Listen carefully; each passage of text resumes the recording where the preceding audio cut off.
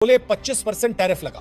दोपहर में लगा कि मजा नहीं आया, एक्स्ट्रा पेनल्टी दे दो, और अब 27 अगस्त से फिर 25% का झटका, यानी आधा मार्केट तो ऐसे ही हिला देंगे। और अपने मन में सोच रहे हैं, देखो मैंने कमाल कर दिया। लेकिन जनाब, कमाल आपने नहीं, कमाल आपकी नीतियों ने आपके ही बाजार का कर दिया है। और ये मैं नहीं कह रहा, ये आवाज अमेरिका के बड़े बड़े लोगों के ड्राइंग रूम से निकल रही है। सर, आप अपने ही घर में आग लगा रहे हैं। अमेरिका में आजकल का माहौल देखिए, कॉफी, केले, स्नैक्स, सबकी कीमतें ऊपर, कंपनियों की लागत बढ़ी, दाम बढ़े, और पूरा बोझ सीधे जनता की जेब में घुसा दिया गया। नतीजा अमेरिकी मार्केट मंदी के ट्रेलर से गुजर रहा है। और इस बीच ट्रंप साहब से कोई पूछ ले, अगर भारत रूस से तेल लेना बंद कर दे तो टैरिफ हटाएंगे? तो जवाब मिलता है, नहीं, ऐसे ही लगाए रखेंगे। यानी मामला तेल का है ही नहीं। असली दर्द है सीज फायर का क्रेडिट क्यों किसी और के हिस्से गया। 90 देशों पर टैरिफ, कहीं 20%, कहीं 40%, कहीं 50%। ये जो टैरिफ वॉर का गेम चल रहा है, अब वही उनके लिए WWE मैच बन चुका है, और वो भी हार वाला। अमेरिकी व्यापारी, आम जनता, अमीर तबका, सबकी भौहें तनी हुई हैं। और इस भीड़ में सबसे तेज थप्पड़ आया उनके अपने पूर्व NSA जॉन बोल्टन का। सर, आप भारत से नहीं, अपने देश से बड़ी गलती कर रहे हैं। केले की कहानी सुनिए। मध्य अमेरिका से जो केले आते हैं उन पर टैरिफ लगा, नतीजा 20% दाम ऊपर। अब केला अमेरिका में फल से ज्यादा स्टेटस सिंबल बन चुका है। कॉफी ब्राजील से आती है, उस पर 50% टैरिफ। और ब्राजील ने तो माइक उठाकर कह दिया, ट्रंप से बात नहीं, जरूरत पड़ी तो मोदी जी को कॉल करेंगे। मतलब रिश्ते भी खराब और जेब भी खाली। और सबसे बड़ा मजा भारत पर, 50% टैरिफ का ऐलान होते ही भारत को सपोर्ट मिल गया रूस और चीन का। रिक क्लब और मजबूत, और जिसे ट्रंप डेड इकोनॉमी बोलते थे, वही अब उनके लिए लाइफ टेंशन बन गई है। असर भारत पर उतना नहीं, असर अमेरिका पर, महंगाई की सुनामी।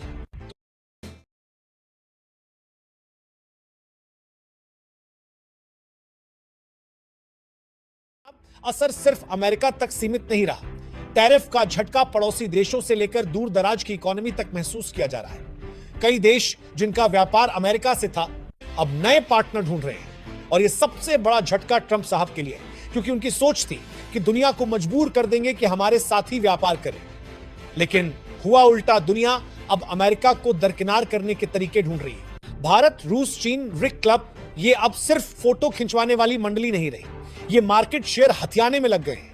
और ये सब उस वक्त हो रहा है जब ट्रंप साहब कह रहे थे रूस और इंडिया की इकोनॉमी डेड है। जनाब, डेड तो आपके लिए अब उनके मार्केट डोर्स हैं जो धीरे धीरे बंद हो रहे हैं। अमेरिका के अंदर भी माहौल खोल रहा है।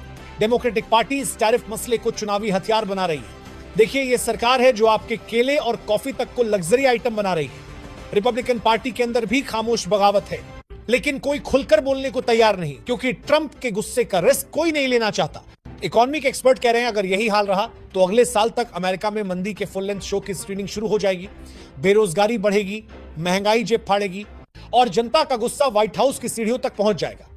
लेकिन ट्रंप साहब को लगता है कि यही सही रास्ता है, क्योंकि उनके हिसाब से हम टैक्स लेंगे तो दुनिया बैलेंस हो जाएगी। तो अब जरा सोचिए, एक तरफ ट्रंप साहब हैं जिनके दिमाग में यह चल रहा है कि दुनिया के हर बाजार में उनका सिक्का चलेगा, और दूसरी तरफ हकीकत यह है कि उनकी अपनी जनता, अपने व्यापारी, अपनी इंडस्ट्री, सब उनसे खफा है। वजह उनके टैरिफ के फैसले। जनाब, ये टैरिफ अब किसी इकोनॉमिक पॉलिसी से ज्यादा एक पॉलिटिकल जिद बन चुका है। अमेरिका में महंगाई की रफ्तार को अगर आप ग्राफ में देखेंगे तो आपको एक सीधी लाइन ऊपर जाती दिखेगी। ये वही लाइन है जो हर सुपरमार्केट की बिल प्रिंट मशीन से भी निकल रही है। कॉफी, केले, स्नैक्स, ये तो आपने सुना ही, लेकिन इसके साथ साथ होम अप्लायंसेज, इलेक्ट्रॉनिक्स, और यहां तक कि बच्चों के टॉयजेस तक महंगे हो गए हैं। सोचिए, जो अमेरिकी मिडिल क्लास वीकेंड पर डिस्काउंट स्टोर में भर भर कर शॉपिंग करता था, अब वहां से लौटते वक्त बैग में आधे सामान और चेहरे पर दोगुना गुस्सा लेकर आ रहा है। अब जरा ग्लोबल सीन देखिए।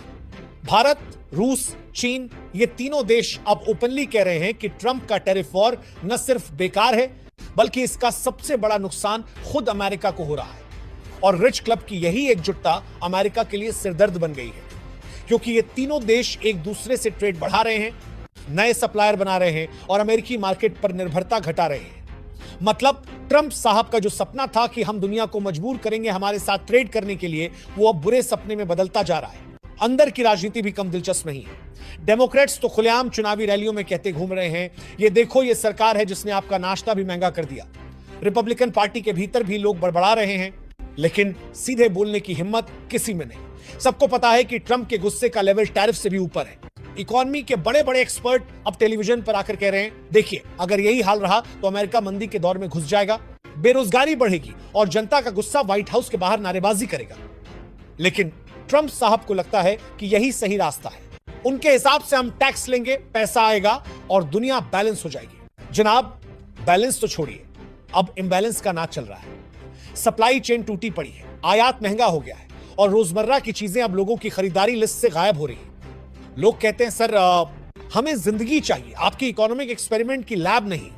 लेकिन शायद यह आवाज अभी व्हाइट हाउस की दीवारों तक पहुंची ही नहीं है। अब जरा पलटकर भारत का सीन देखिए। जिस वक्त ट्रंप साहब 50% टैरिफ का बम गिरा रहे थे, भारत ने क्या किया? घबराया नहीं, डरा बिल्कुल नहीं, बल्कि उसी वक्त रूस और चीन का सपोर्ट जेब में डाल लिया।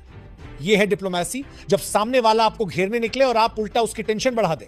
भारत ने साफ संदेश दे दिया, हम अपने हित में फैसले लेंगे, किसी के दबाव में नहीं। और यह कोई खालिस बयानबाजी नहीं है, जमीनी लेवल पर कदम उठ रहे हैं।